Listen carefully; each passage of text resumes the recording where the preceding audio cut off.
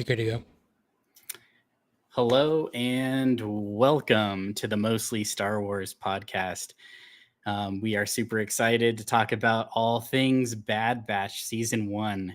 With Season 2 coming up pretty quick here, we decided that we were going to go ahead and chat a little bit, do a little bit of a recap of the Bad Batch Season 1, which is always fun. We love rewatching Star Wars content, so it wasn't too much of a challenge for us to rewatch all of these episodes and chat about them. But anyways, as always, we have our regular panel of hosts. To my right, we have Tyler. Howdy. And I let you say it, Q. And then on the top, we got Quinton. Hello there. All right, very good. So yeah, basically what we're going to do is we broke the first season up into chunks of episodes. So today we're going to talk about episodes 1 through 5. But before we jump right into there, I wanted to give a big shout out already to our chat. Always Rebellica, thank you so much for being here. The Rock Show, my good friend, thank you for jumping in with us here. Cloud Gaming Dad as well. Crow Resin, Cammy, Togo, Bruce, our lovely Patreon member. Thanks everybody so much for jumping in. We really appreciate it. It keeps the chat lively when we have fresh bodies in the chat. So all that being said, episode 1 of the Bad Batch blew my mind. As soon as I saw how long the first episode was, I remember all of us, we watched quite a few of these on Disney's like watch together stream, all three of us and our wives even. We're staying up till midnight. Yeah. Oh man, it was such a blast. Those some good times. Had a good drink and got to watch some Bad Batch together. But anyways, yeah, that first episode, man, that was just amazing. From the very beginning scene, it just guts you right in the feels. I like the intro. I think it's really cool to show they showed the red Clone Wars logo and how it like burns up into the Bad Batch logo. And then you get the classic Clone Wars narrating. Yep, yeah. Right off the bat. It just feels like a Clone Wars, right? It feels like something we're all familiar with, but it's going in a new direction. And yeah, you're right. It hits you right in the feels. I love the way they did that because, and spoiler warnings for if you haven't seen Rebels, but I think we're kind of past spoilers on Rebels at this point. But you get Caleb Doom, and anyone who's seen that knows his story and knows what's happened. And so I thought it was an interesting way that they used that to get you invested into what's going to happen right away. Yeah. Because you kind of already know the brief part about it, but it gets you involved in what's going on with the other characters as well. It looks like Rebellica's watching it right now while she's listening to us. Yeah, we're going to talk spoilers there, Rebellica. So maybe turn us off, watch it real quick, and then we can watch the stream after. Oh man. But yeah, that very beginning entry, I mean, now we've seen it a few times through the eyes of different characters that we know well, different characters that we maybe don't know so well, would like to hear more of their story. But what I'm talking about is Order 66. Order 66 obviously is a huge turning point across the whole galaxy, but especially in our little neck of the galaxy as Star Wars fans. It's such a huge moment. And I feel like recently, spoilers for Obi-Wan Kenobi, but them showing it there, I feel like that hits you pretty good. But I feel like this episode, it hits you more. It just does. It's just, I think because you have, Caleb and Valaba, and then you have all of the clones in in the Bad Batch, and then you have other clones. I don't know. It's just there's different moments, and we'll talk about it later when they get back to Camino, what they see there. But I just feel like, man, this one just really got me. Like it hits you. It's not even live, and it's not even live action. But it's right away too. Like yeah, in the first couple of minutes, it's happening, and it's like, how many times is Disney gonna make us relive Order 66? And it hurts every time you will see it. Yeah, that's true. Yeah, that's true. Yeah, it is just an interesting point because we knew going into the movie that it was going to move past episode 3 and all that, but I had no idea it was going to start with Order 66. Yeah. Mm-hmm. And yeah, because of Rebels and how you're familiar with Caleb, and you kind of know his story, you know what's going to happen, and you can you almost, that first few minutes is almost seen from his point. And I liked how he liked the clones. He, especially the Bad Batch, yes. Clone Force 99, he liked them. And I like the line, and he introduces them all. He names them all, and it's a pretty cool moment. But then, right as they're about ready to go, he's like, "Oh, you better keep up, kid. We move fast." And he's like, "That's the only way I know." Oh, and man, I love amazing. the part. I love the part Wrecker's like, "I like this kid." Yes. Yeah. I feel like they did such a good job just in this first episode, really introducing like each one of the Bad Batch, their characters, their style. They did it excellently. What happened? Rebecca says she hasn't seen Rebels yet either. Oh man, that is. You got some homework to do. Yeah, you got a lot. You got a lot to do. Oh man, I'm sure you got Disney Plus. It's some of the greatest every Star Wars fan has Disney Plus. And yeah, the reason I feel like you definitely, no matter what, you just gotta see it. But this first episode carries so much weight after watching Rebels, and I think that's that's where Quinton's gasp came from, because all the emotional weight that we've been talking about is a lot of it is based on the fact that you've already seen Rebels. Yeah. That's and if you like the Clone Wars, you'll love Rebels. It's a little bit different style and approach, but it's got enough connection to the Clone Wars that it really is good. I know you're all gonna gasp at this, but I think I prefer Rebels over the Clone Wars. I do too. I agree with that, but only because of how good the Clone Wars makes. That's true. Rebels. Yeah, I would say like, it's so much better because we know the Clone Wars. I would almost I would rank them based on season.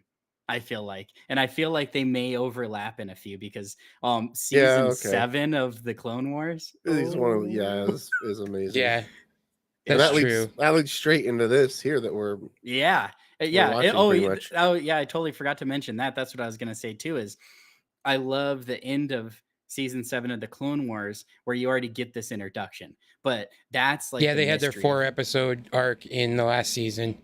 Yeah, so you get introduced to them.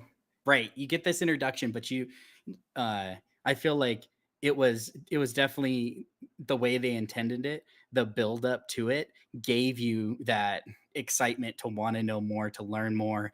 And Cloud Gaming Dad said the intrigue that the first episode creates was awesome. Made me want to keep watching. And so I think they did amazing at the end of season 7 of the Clone Wars, and then that build in that first episode, they just continued that, compounded that by learning a little bit about each of the different Bad Batch characters. And like I was just going to mention, because you already mentioned the Wrecker thing, right? So you kind of immediately get to his style, right? And then him taking, doing like the grunt labor. You got Crosshair up there, crouching, doing like the sniping.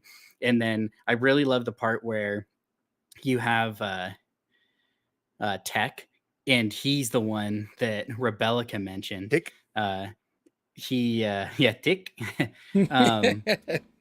where I can't remember if she said it, but she said it somewhere about seeing. Oh yeah, she said when they said Obi-Wan was fighting Grievous, I was thinking, oh no. And yes, I love that because once again, it's like it's building that, you know, I guess that tension and that, you know, It's a you're like ticking anxious time bomb. because yeah, because you know what's gonna happen, but you're seeing it through Yep. someone else's eyes, you know. And I love that feeling of knowing, you know, you see the bad guy chasing down the main character and they don't see it yet, you know, kind of feeling. And so you get that here. And then, you know, I love when he's sitting there and he's getting the intel, right?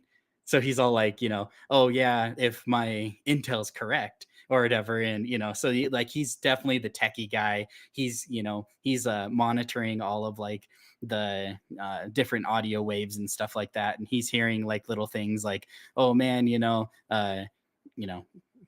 whatever happened on Utapau, you know, just went down and all this type of stuff. And, you know, oh, the war's over. And yeah, so it was kind of cool. You get to see like his character and, you know, obviously Hunter, you see him as the leader from the very beginning. Mhm. Kind of like he has like the level head, I guess you can say, in the whole situation, even as it gets escalates and gets hotter. But yeah. So I like. I just wanted to bring up two things. Rebecca says she hasn't gotten too much in because she's just got Disney Plus, and she's tried 3 times to get through the Clone Wars. So that I can see because Clone Wars can be quite confusing, and it's because it wasn't done in chronological order. Yeah. And so I have it bookmarked so I can watch it the right way when I do my rewatches. So I'm gonna post the link here, but it's from the Star Wars website, but it's the actual chronological order to watch it. And so when you do it that way, stuff starts to make a little more sense. And I always liked someone asked Dave Filoni why they did it all out of order, and his answer was, George loves his prequels. Yeah. And then so also Cloud Gaming Dad, without the Clone Wars, could Rebels stand on its own? Absolutely. There are it's mostly separate characters with like cameos from characters from the Clone Wars. And even if you don't know who Ahsoka is, I don't think you necessarily fully need to see who she is in Rebels. Obviously, all of that stuff helps, and you get a more full picture when it comes to these characters. And you get the relationship between her and Rex and stuff and all of that. But you can watch Rebels, and I think without having seen Clone Wars. I do think that Rebels could stand on its own, but I do think it's just made immensely better with the background of the Clone Wars. Yes. And as Rebecca said, she stalled out 3 times watching the Clone Wars. I guess, like Ty mentioned, watching in chronological order helps, but you just kind of gotta plow through it at first. It's a little rough the first couple of seasons. I think once you get into like season 3, it really gets good and gets a little more easy to understand. The animation gets better. The character building is fantastic. So, I mean, even I still enjoy those early seasons now that I've kind of got the full picture of it. But at first, it can be even like remember when our friend B was trying to watch it. Oh He yeah. told me you just got to grind through. You got to get through, and then by the end, he was like loving. He was looking forward to every chance he got to watch another episode. So I would just say, watch it in chronological order, and just once you get like season 3 content and no further, it's really good. Yeah, I would compare the Clone Wars similar to a lot of other shows that are long seasons because it spans technology, right? So I feel like the writing style, the stories, and even like the animation gets better like as you Mm-hmm. watch it. So by the time that you get to, I'd say even like, you know, season 3 starts getting good, but I'd say like for sure like 5, Yeah, like there's no way that you would get to 5 and stop Yeah. watching. Because then yeah. you know it's kind of like 5, it 6, and reminds me 7 of are amazing. yeah for Well, in sure 7, you see like a massive jump in how visually it just Well, looks so good. it's because they took like 5 years between. Yeah, 6 was supposed to be the end, and everyone loved the show so much that because Disney basically canceled it the second they bought Star Wars. Yeah, That's And because it was originally a Cartoon Network show. yeah, that's true. and so That's why they couldn't let the season 6 air, or the end of season 6, I should say. yeah, because for a long time though, season 6 was only available on Netflix, Yeah. Mhm. and that's Yeah. where I did most of my rewatching. Yeah, I would Yeah. say like kind of just jumping back a little bit to Cloud Gaming Dad's question. I definitely agree with you guys that he wouldn't have to watch that or have really anything else, any other knowledge, and it would still be good. Similar. I think the more you get into it, the more you learn about the characters, get invested in their different arcs and stuff like that. But I would say also the cool thing about Rebels is there's also a lot of other content besides that tie in great. There's a lot of books. So like the Mm-hmm. Ahsoka book has some great tie-ins to Rebels. Also, the second novel in the most recent trilogy of Thrawn, right? That's where you have the I haven't read that governor. one yet. It's the governor from Lothal. What's her name? Oh yeah. No, No, that you mean that's the old trilogy, I think. Oh, is it I'm the pretty old sure. trilogy? yeah, because they Yeah, have a 'cause new one I that's a remember that. prequel. Yeah. Oh, okay. Yeah.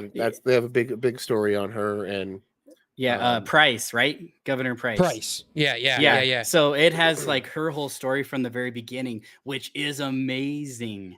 And so then once you get to Rebels, I don't know, like That's to me what, like, personally, whether she's a bad guy or not, whatever you want to call her, it's amazing to know her story.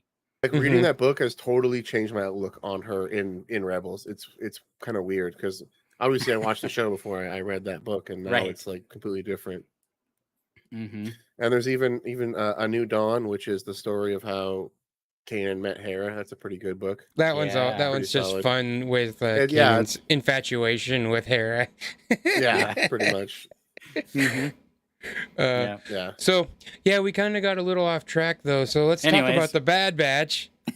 Well, I mean, we're talking Speaking- about animated of- Star Wars, and this is our first podcast talking about any animated Star Wars. So of course Yep. we're gonna True. branch off onto other That's true. That's a good point. topics of similar nature that we obviously have passionate feelings for. Well, just I like the progression, like you had mentioned in Clone Wars, the animation, and Mhm. the old ones, the first few seasons, the movie, it's kind of rough. Movie is rough. Now, the animation in Bad Batch and season 7 Clone Wars, it's just top notch. You sitting there watching, you almost forget you're watching a cartoon. Yeah. Yeah. Mm-hmm. And Yeah. so that is just that's why it's so great. So we're talking about Order 66, and they're basically having to go after Caleb. Mm-hmm. But I find it interesting, like these 4 clones, their chips didn't work or didn't work in everyone, or only worked in Crosshair somewhat. At first. And it's just kind of interesting how it progresses. And so their Hunter lets Caleb go. Obviously, we know he survives Rebels. We talked about that. Yeah. But they're all confused. They're like, okay, well, what's going on here? We got to figure out what's going on, because they're saying to kill all the Jedi. And you get that scene as they're coming back to Camino, and a dead body of a Jedi is being, I don't know, disposed with or whatever. Yeah. And it's just interesting. And then the speech. I love in that first episode, Yeah. you get his speech, which that speech obviously meant it wasn't just in a special assembly of the Senate of Congress. Right. It was displayed everywhere on every planet Mm-hmm. And it's just chilling. It's almost more chilling in That's here. such a good speech, though. It is. Safe Yeah. and secure society. Mm-hmm. Like, I'm glad they just used like the direct recording. Yes. The acting there is phenomenal. Mm-hmm. Mm-hmm. And just And how he feels so confident and so like it's a right thing to do. Mm-hmm. And I then think you it's get all kind of the clones cheering, yeah, that's what I was whether gonna they mention. even know what they're cheering for. Because throughout the Yeah. episode so far, they're Tech and Wrecker are basically arguing whether the clones are programmed, and Mm-hmm. they all start cheering. And Tech goes, "Do you still think that they aren't programmed?" Yeah, I love It's- when they bump in, or well, let's see, no, they're like, hey, what did they say? Like something about like the war being over. They ask a question, and then the clones just like shoulder bump them out of the way. Oh, And he's yeah, like, oh, yeah. they Just seem ignore they them. they seem the same to me. Yeah, like that's no different. Yeah. So, I thought it was interesting when after that they're walking in the hallway right before they meet Omega, and Crosshair's like, Republic, Empire, what's the difference? Yeah. And Tech goes, the systematic termination of the Jedi is a big one for me. Mm-hmm. I Right. think it's a really, I think this episode also, it touches on so much really quick, really like deep, confound moments in history, and you're seeing it through soldiers, right? Augmented soldiers, but still, they still have to some extent a moral compass. So it's a really interesting take to watch them, right? Watch them as they're trying to process this. And I think you really notice like Hunter's face when he sees them carrying in a body and then a lightsaber falls out the side. I feel like that's Mhm. where it first hits him, like, wait a second, like, there's something there's something fishy going on here. And then I think, as you can see, the differing opinions, I guess you could say, of if if there really is a difference, because we've talked about this before in a lot of movies, that if you're not directly involved in, let's say, what the Republic was doing or what the Empire is doing, if you're pretty far back from the situation, there may not be a huge difference for you. And so I think that statement of, what is the big difference? I think for a lot of people, there wasn't a huge difference. Some people definitely got affected, either for the good or the bad, but yeah, I think this was a really good episode to kind of prove that point. I think the show as it itself goes through that more as we'll get further into the season. It kind of shows more of exactly that. What is Mm-hmm. happening to regular citizens? Episode 2 directly talks about that, and you get to see that. And so, but before we get too far, I want to talk about they meet Omega. Yes. She is I think very kind of an interesting character. it's kind of a subtle hint at Hunter's capabilities, but they're just walking down the hallway straight, talking, and then he just stops and says, "We have company," and they all Yeah. turn around, and she's right behind them. But Mhm. nobody looked back there, nobody was paying attention, but Hunter could sense that. Mhm. And Yeah. I think that's because she's just an interesting character, especially being a clone. And if you I have they said I feel like I saw somewhere where Boba Fett was Alpha. Yeah. Yep. Okay. Yeah, I'm pretty sure that's later in the series. Mhm. Okay. So Boba Fett And is she's Alpha, Omega. and those are the first and last letters of the was it Greek alphabet? Mhm. So Alpha is the Alpha first. and Omega is beginning and end. Mhm. Yeah. That's a biblical term. So I think it's it kind of goes along of that she's the last clone. I think that's what they're trying to get at. And also we learn later that she's also the other enhanced clone because they talk about 5, but everyone forgets that Echo isn't actually an enhanced clone. He's just Yeah. a guy who's I been remember- experimented on a lot. The first time when they said that there's 5 enhanced clones, I was like, oh, cool. And then they later on talk about Echo not being one. I thought that was a really cool kind of reveal. I think the other thing that's interesting about her is because of her age in this, I think that might be another thing too, where, she was similar to Boba Fett in the fact that, she didn't have like the age enhancements to like, you know, I guess have her super age quick or whatever. And I will obviously we're obviously going to find that as it moves forward. But what I love about that so far is uh she's totally like a little brother or a little sister, right?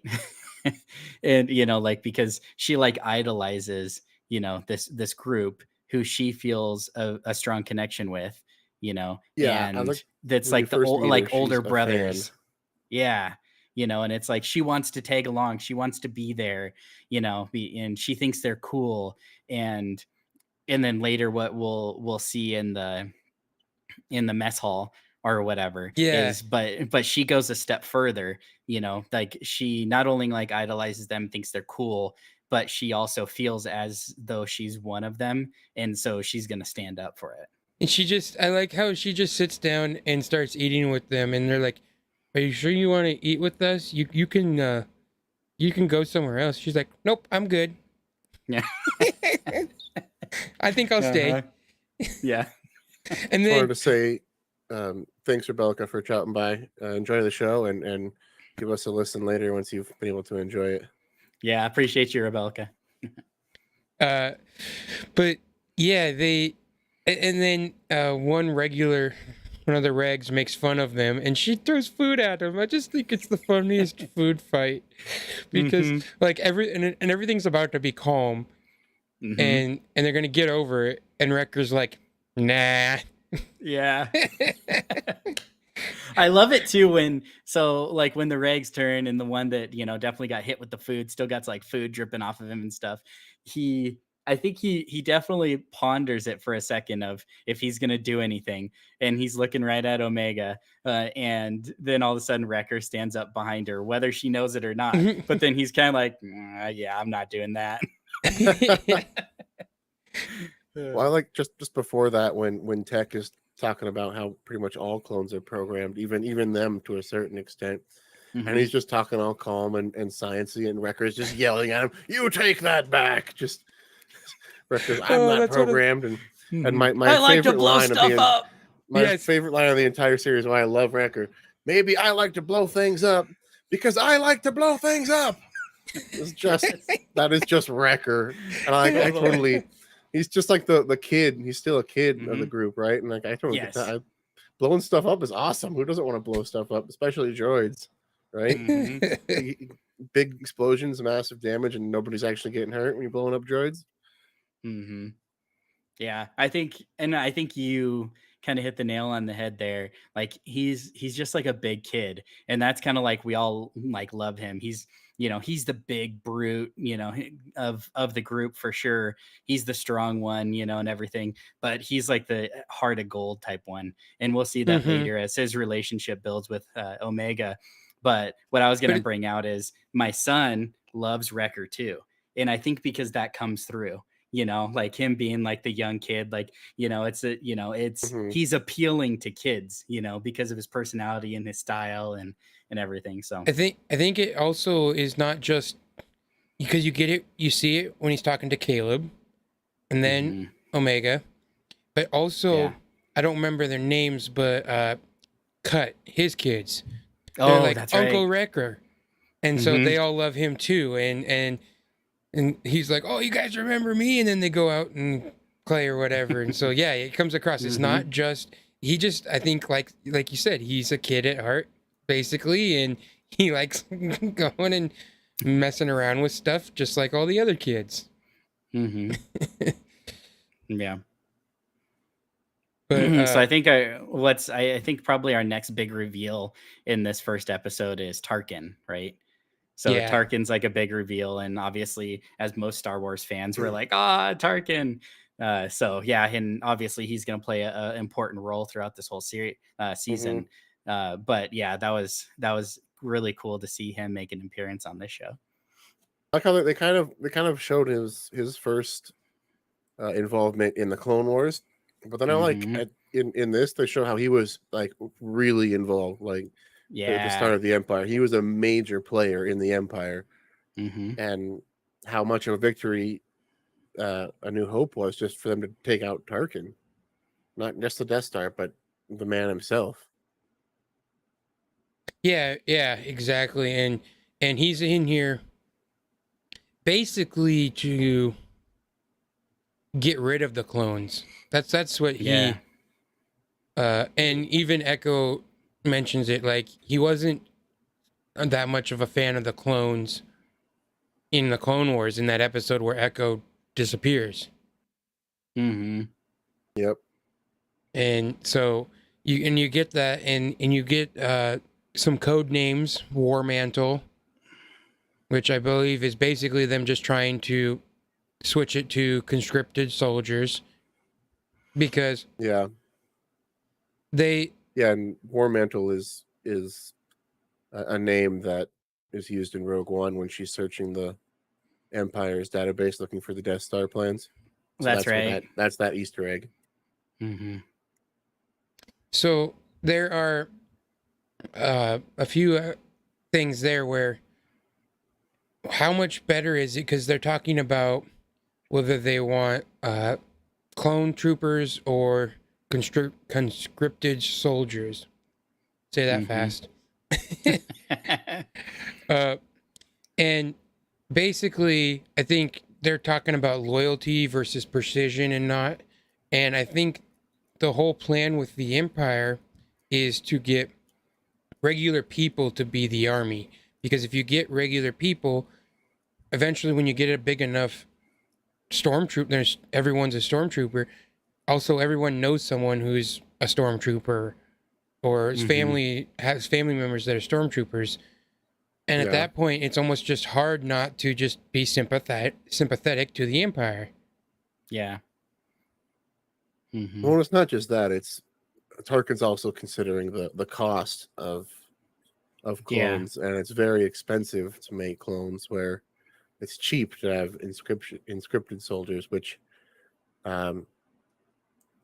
conscripted soldiers, but they're not nearly as effective of a fighting unit as clones are.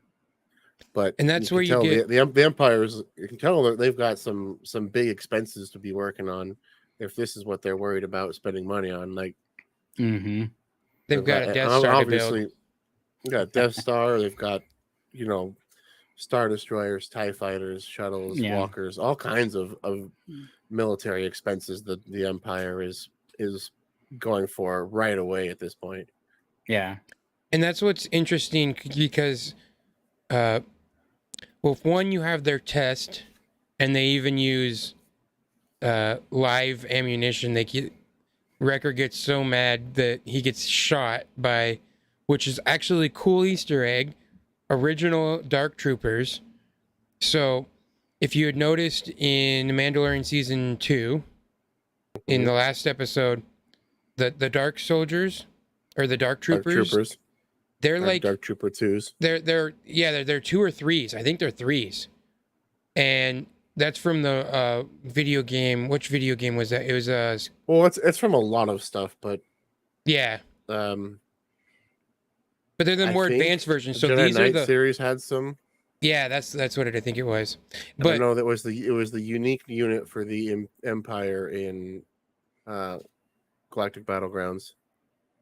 and this is what you see here is the first gen versions of them. That's what they end up fighting in the Yeah, in their training exercise there, which is kind of interesting because you can basically I like just old Easter eggs of games and stuff that people have played, and you get the newer version in The Mandalorian, and you can see like their origins here.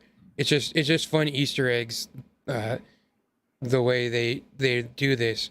But Wrecker gets mad, and then Tarkin sends him to Onderon to destroy the Beast Riders, to kill Saw Gerrera and his band of people. Freedom fighters. I thought that was interesting. So right away, then you see that Saw Gerrera is fighting for freedom. Yeah, because he says day one of the Empire. Well, he says we were fighting for the Republic. What's this Empire? We weren't fighting for the Empire, for this Empire, whatever it is. They're just going to take our freedoms away. We were fighting for the Republic. Yeah. But the clones, because everyone but Crosshair, who, continues to state good soldiers follow orders. Always love that. Other than him, they don't fulfill the mission just because they know better. Yeah. And they basically come back, and that's when Tech reveals that Omega is the fifth defective clone. And they're like, okay, well, we need to go back to Camino just to pick her up. Yeah. And I think it's funny when they get there, they're like, because Omega gets arrested too, and they all get arrested, and they're like, oh, well, that was easy. And then she's like, I told you not to come back, and we came back for you. And then she's like, oh.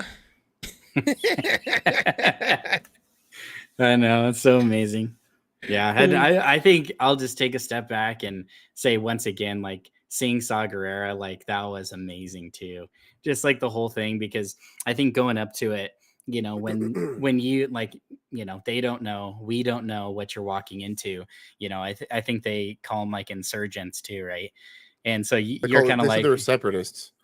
Okay, separatists, yeah. So anyway, so you're going in wondering who it's going to be, and like as you're getting piece by piece, up until you get there and you see that it's Saw Gerrera, like, oh, that's so amazing. And obviously, kind of we are hoping that there would be some tie-ins from the Bad Batch into Andor, which seems now very possible because we have Saw.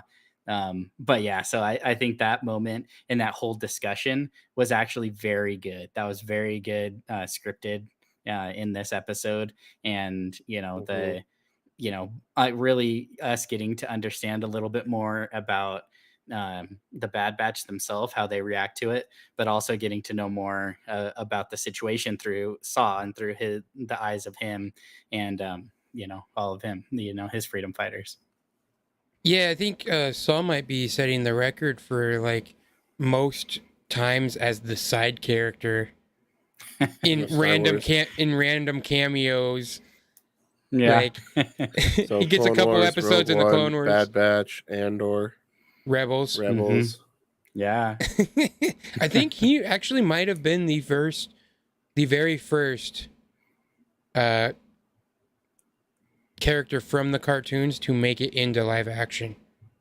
When they first took him from the Clone Wars and then put him into Rogue One, I think was the first time a character that was exclusively created for the cartoons actually got put into live action, which isn't even rare anymore. That they're doing that everywhere now. And so, but I just find it interesting. So they get there and they save. I was getting ahead of myself. When they're in the prison cell, Omega talks to Crosshair and says, I know you're angry and I know what you're going to do, but please don't. But she also goes, I know you can't control it. And so it's just interesting. I'd really like to know what her enhancement is, because they keep like throwing us little clues yeah. that it's this and that. Personally, I kind of thought that she was going to be all of them Mm-hmm. and have Mhm. characteristics from all 5 of them, because Mm-hmm. she never picks up a blaster before in her life, and she shoots the blaster right out of Crosshair's hand. Yeah, Mhm. perfect shot. Yeah. She's smart, very smart, like tech. She Mhm. knows how to operate technology and use it to her advantage. Mhm. And I feel like there's times where she's demonstrated that has similar abilities to Hunter as well. Yeah, Yep. well, there's the episode where she basically does the tracking, and she said, Mhm. Yeah, he's yeah. like, how did you do that? And she was like, I did what you would have done, or something along those lines. Yeah, Speaking we of that, haven't I s- can't wait to get to that episode because that's like one of my favorite episodes. yeah. So we haven't seen her show the strength like Wrecker has, but she's a little young yet, so that might come with time. Mm-hmm.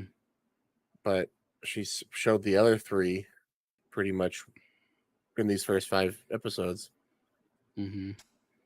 So, and that's basically most of the movie. They get, or most of the first episode is they get Well, her. it basically was a movie. Yeah, I mean, yeah. Hour But, okay. 16 long. What I love about the ending Mhm. is she's never been on a ship. She's never been off Camino. Yeah. And that very ending when she starts going into hyperspace and Hunter goes, well, you might want to sit up here. This is about to be really special for you. And it's almost like sitting there, and now it's a character in the show, but you're almost like sitting there, and that's her experience with Star Wars for the first time. Yeah. And that's almost like she's the character that we all are, and we're moving through the story experiencing Star Wars for the first time. But think of that like as a little kid, if you can relate to her, and especially if they were watching Star Wars for the first time. That just seems the way, because you get to the next episode and she's like, what's this? And they're like, it's dirt. She's like, oh, it's so cool. Mm-hmm. No, it's just dirt. Yeah. but it's the the experience that she's getting, all of these new and different experiences, this galaxy of far, far away for the first time. Mm-hmm. And it's super cool. Yeah. Mm-hmm. So we want to move on. We'll move on to episode 2, Cut and Run. Yeah, I guess we never even said the first episode, but the first episode was Aftermath. Yeah. So, okay. Yeah, my bad. So, Cut and Run is a pretty simple. This is the episode I was kind of talking about. It does show more what a regular life is like for regular citizens in the Empire now, because the Empire's tagging every ship, period. Mm-hmm. They're making everyone, you hear them trade in your Republic credits for Imperial credits for free. You're like, okay. Mm-hmm. And then Yeah, were but you going you to charge also me get- to do that? you also get your chain code. And the chain code is so they can track every person in the universe. Mm-hmm. Yep. Yeah, and I think that was really cool that they did that in this episode, and really shows like how quick, right, the Empire was on all of these different things, right? Because as soon as, exactly what you said, as soon as they were able to, have everybody have a chain code, including ships, that changes a lot. That changes a lot for, all the different shows and movies afterwards. And, now it's kind of cool because you could trace that back and be like, oh, that's why it started, and because there's lots of movies and shows now that their life and death depends on, is this chain code going to work? So, yeah, that was kind of cool. We got to see that. Mm-hmm. Yeah, and they need it because, well, he's a deserter. A Cut is a deserter, and so they're trying to get chain codes so that they can get out of there. And that's the whole episode, is them just trying to help it's kind of interesting because you get more stuff with Omega, and she's just great. It's just funny because they're like when they're gonna take the ship to the impound yard, and Hunter's like, "Yeah, that's a great idea, except Omega's in on the ship with you." Yeah, and then she Uh, turns around. It's a great idea, Tick. I like early in the episode when Omega meets Cut's kids. She has no idea what children are. Yeah. Right? She's the Or only how to child on play. Camino. Mhm. Or how Yeah, to they're play. throwing the ball back and forth, and she's like, "What's the point of this?" Yeah, what's the To have purpose of fun. this? Oh man. It's something So- that she's never experienced before, and this is her first time getting to experience life outside of a science office. Mm-hmm. And I think it's interesting that Hunter tries to send her with Cut because he's got a family and he knows how to raise kids, because you have the incident where she almost gets killed by the Nexu, Mm-hmm. and Hunter's like chastising her, "You could have been killed," and Cut's like, "Dude, chill out." Mm-hmm. And he says, "Well, you're safe. That's the important thing." Yeah. Mhm. And that's what kind of makes him think that he doesn't need to be. But it's like by the end of the episode, they realize that she's one of them. She's a defective clone, and they need to help her as much as she's helping them. Mm-hmm. Yeah. And that's her crew. Mm-hmm. Yeah. And- we also get I remember I can't remember which of you mentioned it, but I just remember when we were watching it live together, about when, because this is the time when they're stealing the chain codes, right? And they have like that shootout with other clone troopers, and I can't remember. One of you guys mentioned it though, but you're saying that you think this was the first time where, as soon as Omega was in trouble, they were like shooting to kill, Mm. right?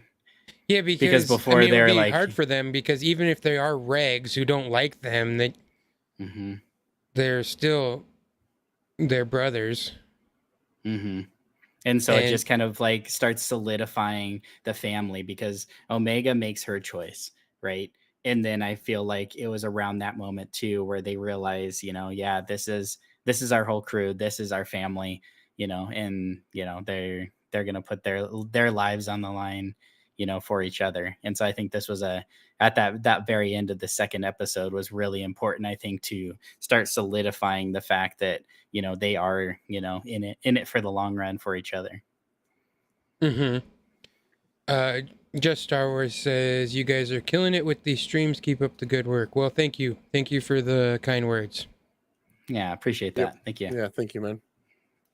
Yeah, I kind of want to go back in the episode just because I wrote the line down. I just thought it was funny when Omega almost gets eaten, and Tech's like, "All in all, that could have gone much worse."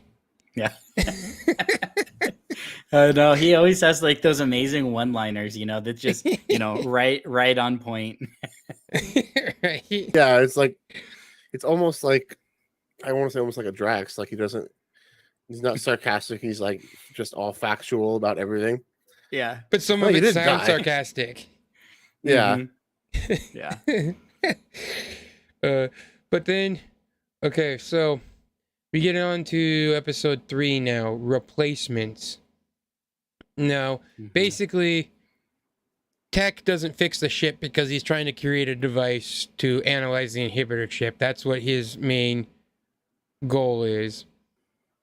And Mhm. because of that, they have a big old conversation. Well, is Crosshair really not to blame for his actions?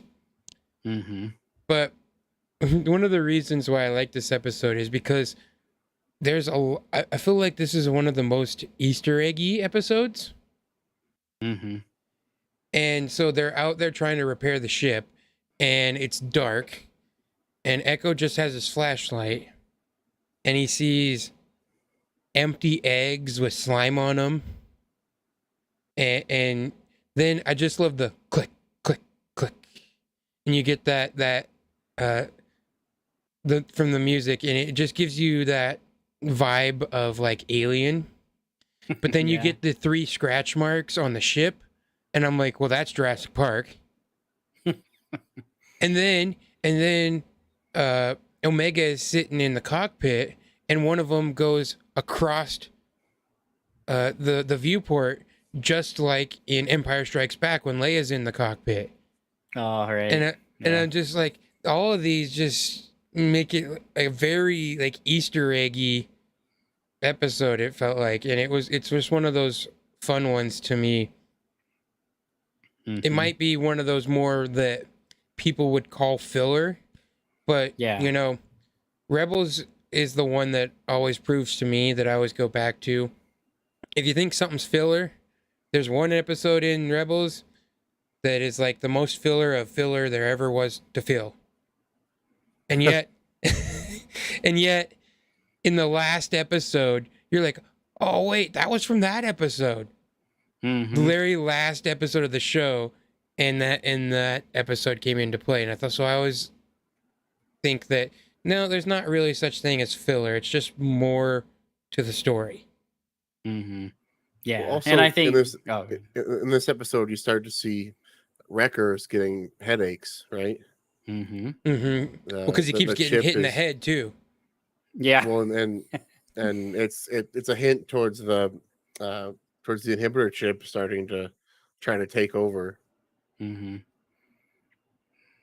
Yeah. And And then like I was just gonna mention that I think a lot of times what people would consider filler episodes, if you're like a big fan or passionate fan like we all are, like those are character building episodes. yeah, And I think a lot of times you could come back and things wouldn't make sense if you didn't see this episode, because you can start to already understand like little bonds here or there, or like we were saying about Yep. Omega, right? You're like, oh, she's like, that's interesting. How is she able to do that? That was an interesting little thing that they put in there, which once again, as you move along, all those things kind of add up. And so it's a really important piece of these individual characters' story. Maybe not Yep. in the full arc of a certain situation is it so important, stealing a piece of part that they need or whatever. But yeah, like to each individual character, a lot of times it's more important. yeah, because this is the episode like Quentin had mentioned where you start to see her do the tracking like Hunter, because Mhm. Hunter gets hurt and she goes and finishes and tracks the alien creature back to its home and gets the power source that they need. And Mhm. he wakes up and he's like, I completed the mission. He's like, what? It's great. So I liked. So now we kind of get to. Well, you also, I mean, this is a big episode for Crosshair too, and when he starts to lead the Yes. regular soldiers, Mhm. and you kind of see how dark Crosshair is when he completes that mission on Onderon. Because even Shoots. the regular people, they refuse to, and the one that refuses, he just straight up shoots. Yep. Yeah. Mhm. Yeah, basically, like, you're not gonna follow my order, you're dead. And Mhm. anybody else want to not follow my order? Mhm. Yeah, he just And that kind of- assassinates someone in his own squad. It's like, and then it kind wow. of just that's what the Empire wants, right? Blind Mhm. obedience, completely blind obedience. And Mhm. when they're Yeah. under the control of those inhibitor chips, that's what they got. Mhm. Which is Yeah. funny because then why would you want? Anything why else? would you not? Yeah. But Money. yep. Yeah. All right. So episode 4, cornered. Oh, well, we should Oh, say sorry. it real quick. Just at the end of that episode, we get Tarkin again. So Mm. basically, they come back with the conscripted soldiers, quote unquote, having a successful mission, right? And so Tarkin sees that now, and he's comparing the two. Right, he's comparing. Okay, here's when the Bad Batch went to go do it. Here's when the conscripted soldiers go to do it. And so then now we also have, which is kind of a really cool story on the side of in Camino. So Lama Su, right, the prime minister is already starting to get concerned of Tarkin being there and Tarkin's true intentions, because no clones mean no money. So, that's an Yeah. interesting thing that starts getting tied in at the end of this episode. Well, they talk about how the Kaminoans' survival hinges on them being able to provide the Empire with something that they can't provide themselves with, and that is Clone Force 99, and you start to see that they need to bring them back.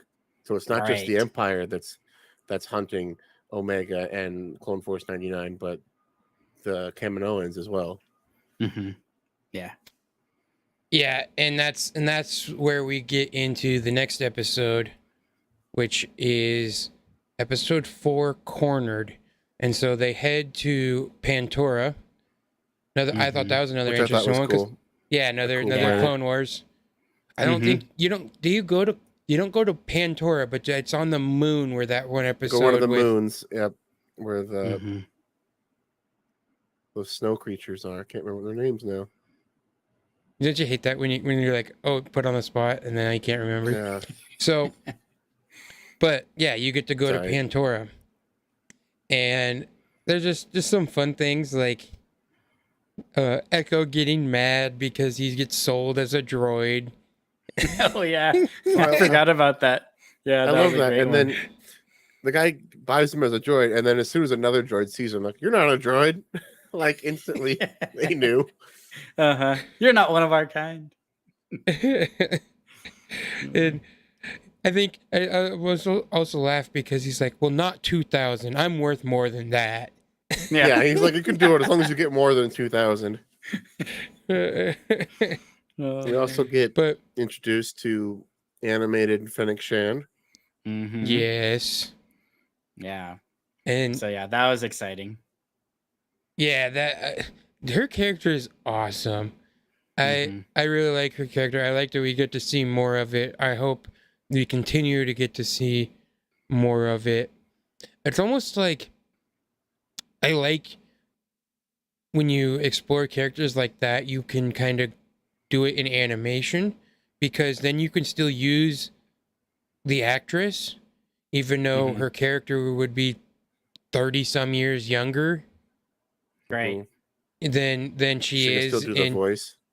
Yeah. And you don't have to recast anyone. She does the voice. It's still her. Yeah. And I really like that, because I like that character. That's a fun character, especially with the stuff you now know from Book of Boba Fett. And she's got like metal insides and yeah. Yeah, I think that this was a really cool moment for her character as well, because kind of like you said, when you go animation, you can do a lot more than live action, I would say. And so I think it was kind of cool giving her even more of a backstory and kind of like a mysterious beginning, because like you said, we see her like in Book of Boba Fett, we see her in Mandalorian, so we kind of know where she eventually ends up, right? But I love kind of seeing this beginning where there's still like a mystery for the characters, right? And they're like, oh, who is this person? And, who's the one that hired her? And, why is she so good at what she does, and things like that. And so, yeah, it was kind of cool to explore her character from the very beginning. It kind of reminds me of, what is it called? The Dark Disciple book, where you get to see the beginnings of young Boba Fett, like as a little, bounty hunter, crew leader, like bounty, like, I don't know, whatever you want to call it, but he's like in his like, what, maybe like teens or something like that. And so that was really cool to, it's kind of cool when you get to, have some backstory of people, and it adds and builds to their character that later on. Well, and you're at this point, you're thinking to yourself, well, who's hired her for this? Because the very last episode ended on the Kaminoans saying they need to get Omega back. But that in Mandalorian season 1, when when Mando and that wannabe bounty hunter go hunt Fennec Shan, she's an Imperial assassin. So she works for the Empire. So Yeah. at this point, we were wondering who's she working for. Yeah. And which we get to that, and because basically this episode is that I like how Omega is, I don't know the name of the little creatures, but they're the little creatures. They're from the other cartoon, Resistance. The one that what was her name? The other ace pilot. Oh, it's kind of like a dog. Yeah. Thing. And she's like she gets distracted and starts following that, and I kind of I like this because Fennec is like, she's already got this reputation that she's a fierce bounty hunter, even though she's new to the game. But also you see that she's being super nice and kind to Omega. And so it's an interesting side. You're not sure if she is as bad as she is or isn't. Which it's almost more like she is bad, but also chooses not to when it's right. She's almost like a Han Solo kind of character. Yeah. So I kind of think that's interesting, which actually we get to see more of her as the season goes along. And we kind of see more of what I just talked about. But yeah, that is most of that episode where they have, it's a long chase. Yeah. Well, and I like how it kind of shows that Fennec is skilled, because she's goes up against the Bad Batch, and while she might lose Omega, she doesn't get her prize, she still put up a good fight against the full squad working together. Yeah. Yeah. And toe to toe with Hunter basically for a decent chunk of it, which he's like the besides like the warrior type, I think he also has like he has a lot of like strategy and stuff, maybe not as much as like Tech would, but so I think that was kind of a cool duo when he was like trying to chase her down. Yeah, it's a fast-paced episode. This episode goes by pretty quickly. So yeah, for sure. I think the next episode 5, Rampage, is one of the more fun ones. Yeah, I agree. So the first thing I noticed, they're like, okay, we're going to Ord Mantell, and I was like, great Easter egg, because in the game, The Old Republic, each place there's like 4 different starting planets depending on what character you choose, and Ord Mantell is where the soldier character and the smuggler character on the light side, where they start. That's their like home planet. And so I thought, oh, that's perfect. And then this kind of becomes their home planet too, working for Sid there. And I think was the funniest when they're all arguing of like, oh, why did we come here? We're looking for Sid. We can't find Sid. And Omega just goes over, you're Sid. Yeah. And then she calls over the comm to the group that's arguing, found Sid, and then just points up behind her. That's so good. And Sid goes, well, you're more perceptive than the rest of them. Yeah. Or there's something like that she's the brains of the outfit or something. I'm kind of wonder if we'll get more about Sid, because the way Echo talks about it, this is the Jedi would use her for her intel and stuff. So I also get the feeling she's not as bad as she might seem for being just an information broker, basically. And yeah, maybe she had to change a lot because of the Empire as well. So there could be more to that story as well. She's now just trying to make a living in the new, I guess, Empire. But yeah, real quick in the chat, David P appreciates you lurking and listening to us while you drive. Thanks for joining in chat. Just drive safe. Yeah, And may the force be with you. always. Nice. Oh man. But I love this episode because she says, "All right, you need to go find this person, Moochie," Mhm. and they think it's a Little kid. kid. They think it's a little kid, and they all get caught. Which this is an interesting one because they all get caught by the slave traders, Mm-hmm. and they have these interesting, almost like lightsaber whips. Yeah. They have these bows.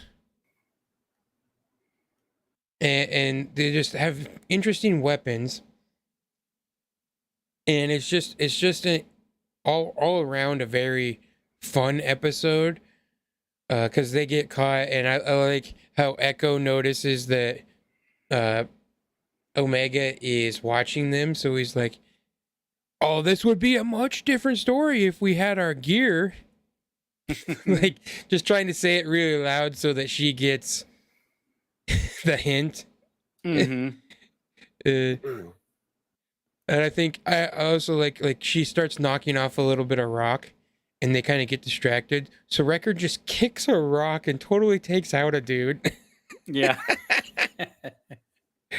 I was like, oh, like that we, one must we have didn't hurt. even really we haven't really talked too much about like the different planets specifically and stuff, but like the art style I feel like of this whole planet and everything, and I guess like the slave traders themselves, and like you had already talked about their cool weapons, but I feel like that the whole scenery and the atmosphere of this planet was actually really cool for maybe Mm-hmm. not being like a super crazy unique planet, but I felt like it was really cool to be there. Like you felt like you're definitely in like a different place when they landed there.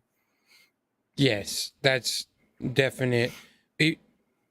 I feel like we've been to this planet in the Clone Wars. I don't remember the planet's name, but it was. I'm pretty sure it's the same planet where Obi-Wan and Anakin go undercover. Anakin has slaves. It's the one that people always use to make jokes about because Anakin's much better at flirting with the queen slave trader. Yeah. And so they always make fun of that one. But I So- believe it's the same planet because it's the same people. Yeah, so Yeah, when she the gives them species look the same. so when she gives them the job to go get the bounty, she says they're held up on the other side of the planet, which to me would mean they're still on Ord Mantell. But it does look like it's maybe like an older city or an older area because the architecture seems way different. Yeah. Hmm. I don't Interesting. think it's Siberia that they're on, but it could be, maybe an old outpost because the Zygerian Empire was huge, and the Republic's slave laws kind of cracked down on that and basically destroyed their empire.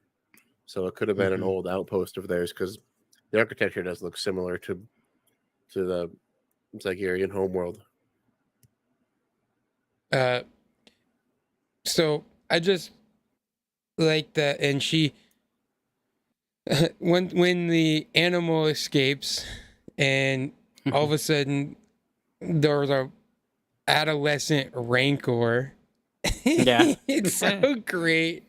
And they just starts throwing people, and it's so awesome. But and they're like trying to figure out how to beat it and capture it, and they basically like you have to what does Tech say? You have to go at it, or what's the term? I can't think. But yeah, basically they have to like tire it out.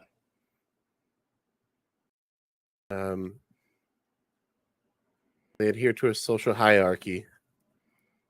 You have to challenge the alpha for authority. And so then Wrecker is just like, okay, I'm gonna fist fight this baby rancor. And I love the ending, how they're both like slowly throwing And they're punches. just barely standing at the and very end. So good. swinging. Mm-hmm. They're both barely moving, just super tired. They're still going at it. Mm-hmm. So if you ever wonder Oh, what a man. baby Rancor looks like, Yeah. they're still huge. Yeah, they're still bigger than Wrecker. Mm-hmm. Oh, can't forget that Omega gets her weapon here. Yeah. Oh, Yeah, yeah. his signature Mhm. bow. Mm-hmm. And Which, yeah. It's Yeah, it's- Zygerian bow. Mhm. Spoiler cool. alert for season 2 or whatever what they have on the teaser is looks like in between season 1 and season 2 now she's a pro. So yeah, that's because gonna be pretty cool. they started showing her practicing with it and stuff throughout the season. We'll talk about that more in future episodes. Yeah, but no, I don't think they really did a good job because they kind of showed her not being any good with it at first, right? Mm-hmm. And Yeah, you know, so, Josiah's really he needs that. He yeah, needs Josiah needs to see see somebody the training be montage. be bad with something and then slowly get better with it. Mm-hmm. He needs to Otherwise, see, yeah. someone running upstairs to Eye of the Tiger. That's what Josiah needs. Otherwise, it doesn't Mhm. make sense. But no, because they talked about. I remember the actress, I believe the voice actress for Omega was talking about her character growth Mhm. into season 2 and how she was Yeah. more of the group and more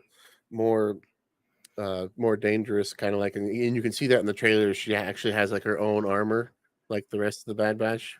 Yeah, And that's the it's cool gonna thing. be- And yeah, she said that at Celebration too, that she was like, that was like, you know, when they were talking about season 2, she was like, you know, could I get some armor for her or something, a little bit of protection? And so she Yeah. said, yeah, she was, you know, part of that, the inception of being like, yeah, we could give you some armor. And so, yeah, like getting to see that teaser, she does get some armor there. You know, she's more proficient with the bow.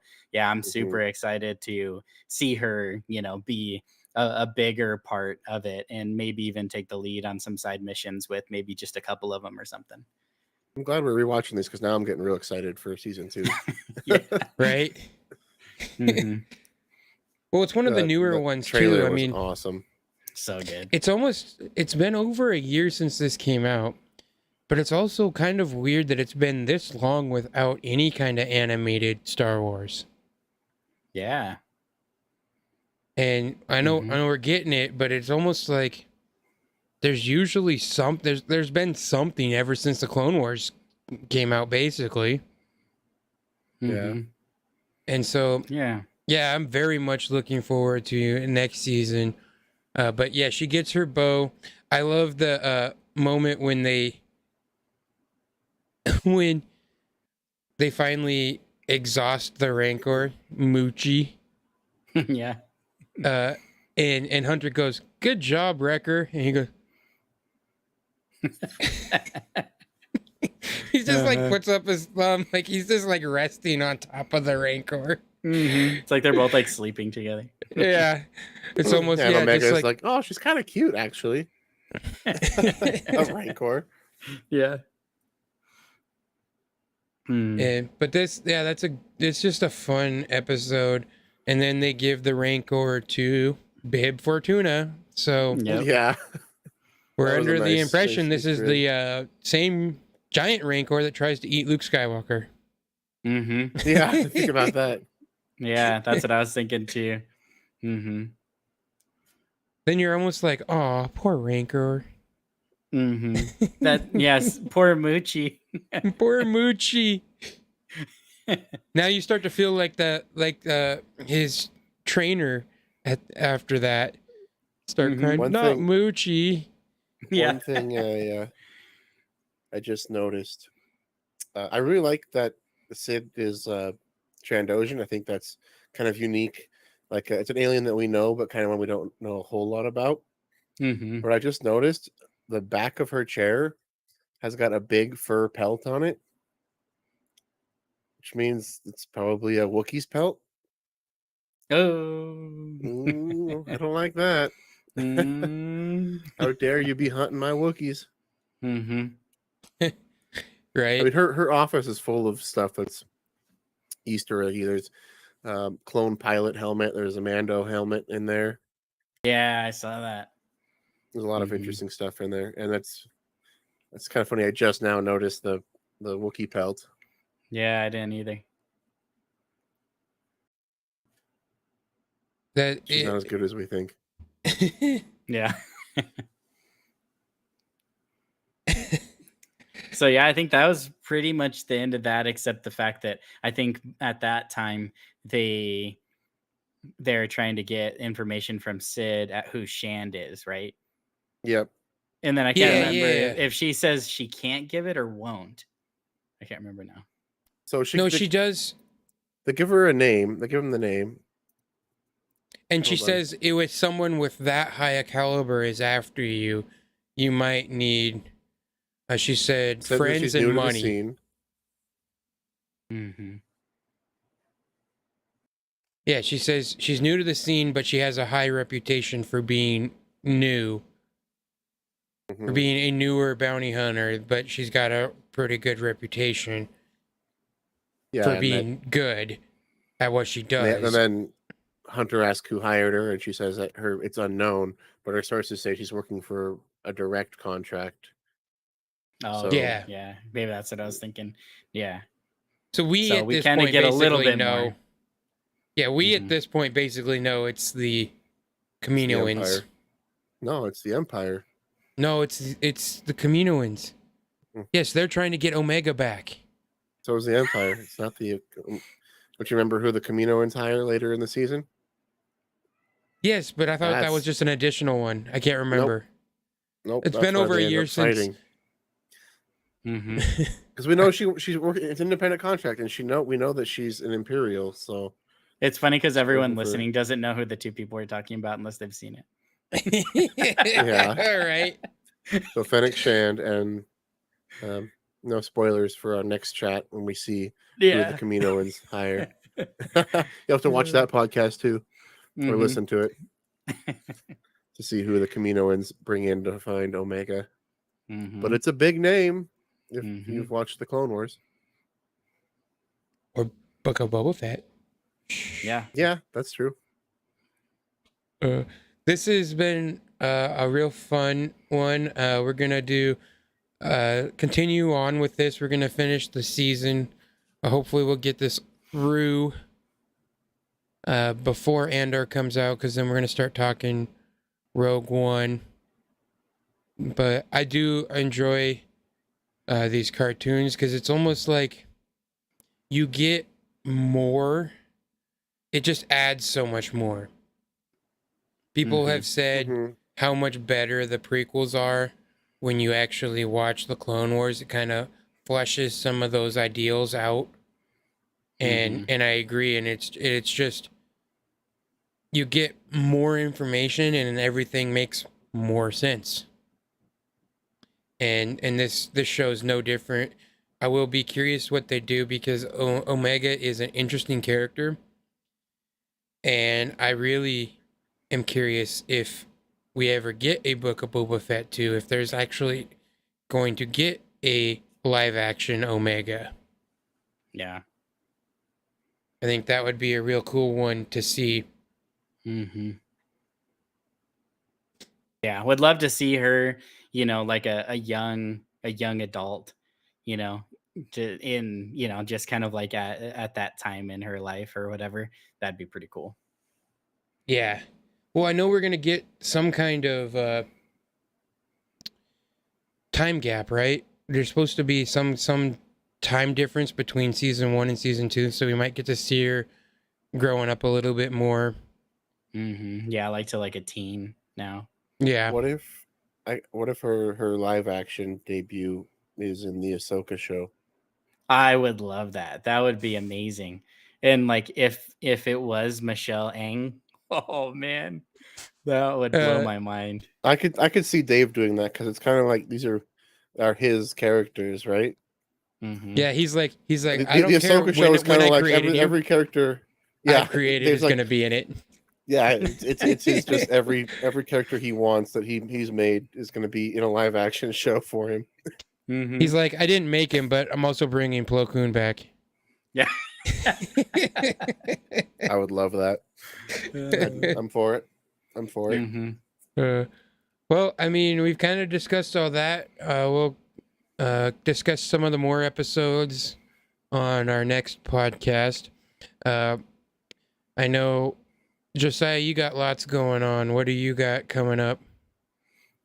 Yeah, so actually, in a little bit here, I was asked to be on another Star Wars podcast. So the Secret Friends unite for the Holocron Chronicles. So they have a Star Wars podcast as part of. They do lots of different podcasts, gaming and pop culture stuff, all that. But one of them is the Holocron Chronicles, and it's all about Star Wars, obviously. So they asked me to be on tonight, so I'm going to be on there later on tonight. So that's going to be fun. Get to meet some other Star Wars fans, passionate fans who like to spend their time talking to a microphone about Star Wars. So that'll be fun. Don't we all? Oh yeah, and I should mention while I'm talking about it, let's see, what do we got now? We have like three days left on my son's giveaway for $100 over on his YouTube channel, Hezekiah's Toys and Games. So if you want to get in on that, extra $100 never hurts the wallet. So yeah, definitely go over there, support him. I'd appreciate that. Can I win? Yeah, you can. I've entered. Everybody. Yeah, everybody. I've entered. I think so. I have to check. Well, yeah, if you haven't done it, enter. And yeah, this is worldwide, so anybody can enter. It's $100 pretty much any way you want it. So it doesn't matter where you are in the world. Get $100 and go buy some old school Star Wars games on your Switch. Yeah, with that new sale. All right, Q. What do you got? Not much going on. Just my Twitter and my YouTube and my Twitch are down there if you want to check me out. Stream a lot of different kinds of games, so feel free to stop by and say hi if you see them online. I appreciate it. And same for me, pretty much. I have my YouTube down there where I post some videos. I try to make them entertaining as possible, whether I do playthroughs, I'm going to start or continue doing playthroughs of Star Wars, any video game, basically, and other stuff. I also play Apex as well. I make some of those videos. And yeah, if you want to give me a follow on Twitter, all the links are in the description. And I think that's it. Also, if you want to support us, I forgot to mention, you want to support us, join our Discord server. We can chat. We got a fun group there. It's always enjoyable to share memes and theories and ideas and everything. Also, if you do want to support us, consider checking out our Patreon. It's also listed in the description there. All right, guys. Well, this has been fun. We'll talk about more of the new season or the further into the season in our next episode. All right, guys. Thanks for coming by. We appreciate it. May the force be with you. Thanks to all those in chat. May the force be with you. And the force be with everyone in chat. Yes.